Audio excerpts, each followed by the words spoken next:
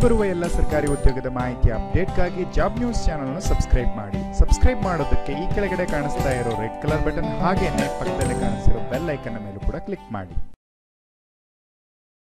Hello ಸ್ನೇಹಿತರೆ, ನಮಸ್ಕಾರ. Welcome to Yuvas job news. KSRTCಯಲ್ಲಿ 6/10/2018 ಹಾಗೂ 7/10/2018ರಲ್ಲಿ ನಡೆದಿರತಕ್ಕಂಥ ಕೆಲವು ಎಕ್ಸಾಮ್ಸ್ಗಳ ರಿಸಲ್ಟನ್ನು ಅನೌನ್ಸನ್ನು ಮಾಡಲಾಗಿದೆ. ಈ ರಿಸಲ್ಟ್ಸ್ಗಳನ್ನು ನೀವು ನೋಡೋದಕ್ಕೆ ಇಲ್ಲಿ ಕೊಟ್ಟಿರ್ತಕ್ಕಂಥ ಈ ಒಂದು ಲಿಂಕ್ನ ಮೇಲೆ ಕ್ಲಿಕ್ ಮಾಡಿ. ಇದರಲ್ಲಿ result for examination held on 6/10/2018 and 7/10/2018 ಅಂತ ನೀಡಲಾಗಿದೆ.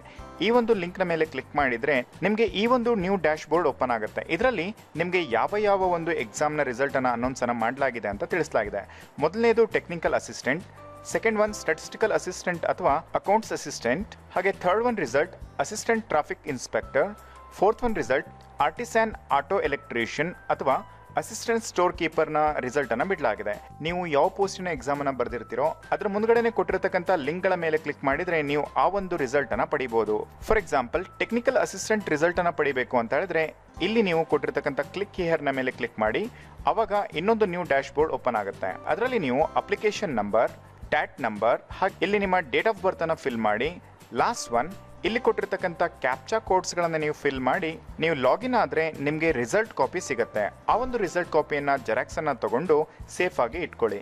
ಒಂದು ವೇಳೆ ಸೆಲೆಕ್ಷನ್ ಆಗಿತ್ತು ಅಂತ ಹೇಳಿದ್ರೆ ಕಂಟಿನ್ಯೂಸ್ ಪ್ರಾಸೆಸ್ಸಲ್ಲಿ ಇರಿ. ಹಾಗೆ ಒಂದು ವೇಳೆ ಸೆಲೆಕ್ಷನ್ ಆಗೋ ಥರ ಇರಲಿಲ್ಲ ಅಂತ ಹೇಳಿದ್ರೆ ನೆಕ್ಸ್ಟ್ ಎಕ್ಸಾಮ್ಗೆ ಪ್ರಿಪೇರ್ ಆಗಿ. ಸ್ನೇಹಿತರೆ, ಈ ಒಂದು ರಿಸಲ್ಟ್ನ ಲಿಂಕನ್ನು ಡಿಸ್ಕ್ರಿಪ್ಷನ್ ಬಾಕ್ಸ್ನಲ್ಲಿ ನೀಡಲಾಗಿದೆ. ಆ ಒಂದು ಲಿಂಕ್ನ ಮೇಲೆ ಕ್ಲಿಕ್ ಮಾಡಿ ಈ ಒಂದು ರಿಸಲ್ಟ್ ಪೇಜ್ನ ತಲುಪಬಹುದು. ಸ್ನೇಹಿತರೆ, ಈ ಒಂದು ಇನ್ಫಾರ್ಮೇಷನ್ ಇಷ್ಟವಾಗಿದ್ದರೆ ವಿಡಿಯೋನ ಲೈಕ್ ಮಾಡಿ, ಹಾಗೆ ಕಮೆಂಟ್ ಬಾಕ್ಸಲ್ಲಿ ಈ ಇನ್ಫಾರ್ಮೇಷನ್ ಯೂಸ್ಫುಲ್ ಆಗಿದೆ ಅಂತ ಹೇಳ್ಬಿಟ್ಟು ಕಮೆಂಟ್ ಮಾಡಿ ತಿಳಿಸಿ. ಮತ್ತೆ ಮುಂದಿನ ವಿಡಿಯೋದಲ್ಲಿ ಮತ್ತೆ ಸಿಗೋಣ. Until then have a good day. Bye.